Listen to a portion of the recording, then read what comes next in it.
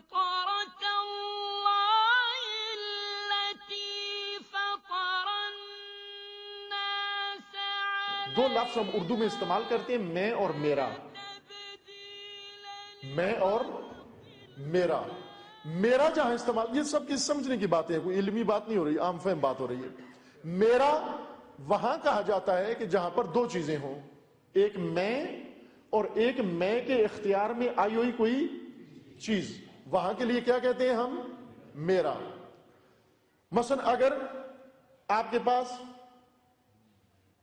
کوئی چیز ہو، موبائل،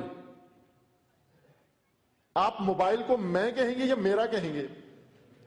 کہیں گے یہ میرا ہے. میرا کہیں، جب بھی کہا آپ نے میرا، میرا کہہ کر آپ نے گویا یہ کہہ دیا کہ دو چیزیں ہیں، ایک میں ہوں اور ایک میں کے اختیار میں یہ چیز ہے. اس وجہ سے میرا بنتا ہے. لفظ میرا دو چیزوں کے درمیان تعلق سے بنتا ہے.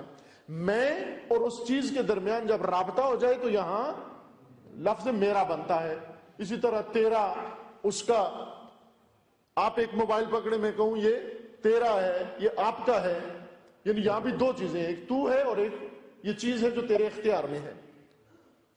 یہ ملا کے دوگانگی کی اور بیگانگی کی علامت ہے. میرا یعنی دو چیزیں ہیں، میں اور ہوں اور یہ چیز اور ہے. اگر میرا کہنا علامت بیگانگی ہے، وہ دوگانگی کی علامت ہے.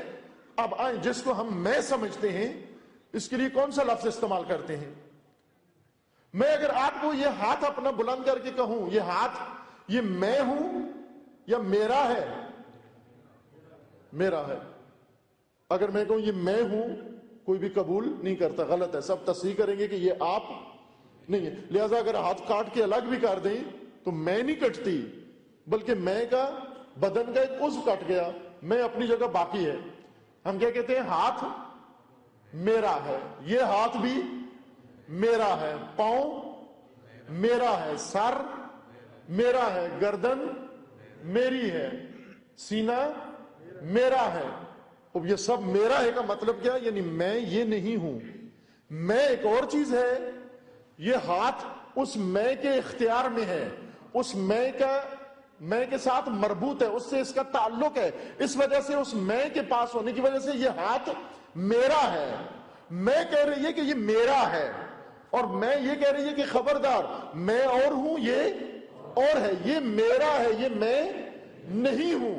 پس سر میرا ہے، میں سر نہیں ہوں. سینہ میرا ہے، میں سینہ نہیں ہوں. پاؤں میرا ہے، میں پاؤں نہیں ہوں. تو اب جب الگ الگ آپ نے کہہ دیا کہ یہ سب میرا ہے، تو یہ جسم بھی میرا ہے، یہ سارا جسم میرا ہے.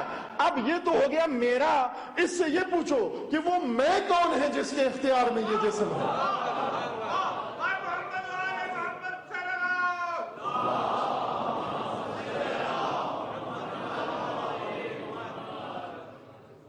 وہ میں کون ہے؟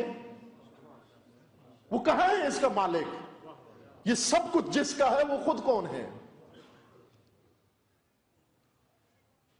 ہمیں یہ نہیں معلوم وہ کون ہے. ہمیں سب پتا ہے، دنیا جہان کی چیزیں پتا ہیں. ہمیں الیکٹرانک ساری ٹیکنالوجی یاد ہے، ہمیں آسمانوں کی ٹیکنالوجی یاد ہے، زمین کی ٹیکنالوجی جانتے ہیں، جغرافیہ ساری دنیا کا جانتے ہیں. اور دعویٰ بھی یہ ہے کہ میں اس کو بھی جانتا ہوں، میں اس کو بھی جانتا ہوں. کبھی تو غصے میں آ کر اس شخص کو کہہ دیتے ہیں میں تجھے بھی جانتا ہوں، تیرے اجداد کو بھی جانتا ہوں. ایک بزرگ کسی دوسرے کو تڑی دے رہے تھے، کہہ رہے تھے کہ میں نگاہ کر کے، آدمی کو نگاہ کر کے اس کا ڈی این اے بھی سمجھ جاتا ہوں نگاہ سے. آپ جو دوسروں کا ڈی این اے سمجھ جاتے ہیں، آپ ان سب کو چھوڑیں. آپ صرف بتاؤ کہ آپ کون ہیں، آپ کہاں ہیں. اگر وہ یہ جسم کی طرف اشارہ کریں یہ تو آپ نہیں ہے، یہ آپ کا ہے.